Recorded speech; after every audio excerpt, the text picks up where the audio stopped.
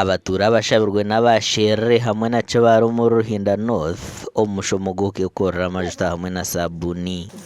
ati ko kuboyina obutaba bwe sabuni ati ko kugisyaha ogishuka omu butaba nkakura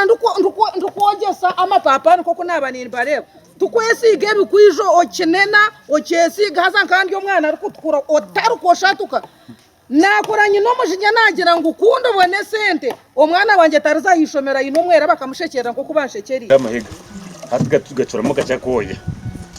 kose munonga kugendera mukake hatu perfume yawe ngo kugitonyamo kakwa gitamuka kiriko gakiriko tabura akawukora nakagenderamo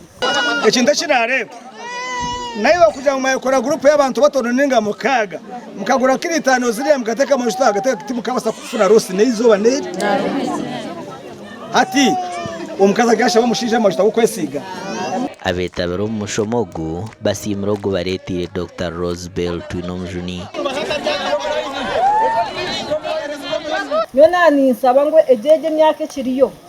oize nitogume no twegesa aha hayiwa twizo twongereho nito twatwine kituru kwega ninga hine kituru kora tunanye natwara amasta nkago mukatare nkagaguza umwana wanje nawo nagira ki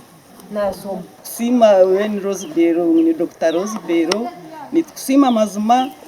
wewe wale kuteka tekeji ni tukija tushomesa sabundi tutujangwe sabundi rugahera na hati president nanda ebibina ebikore by'emikono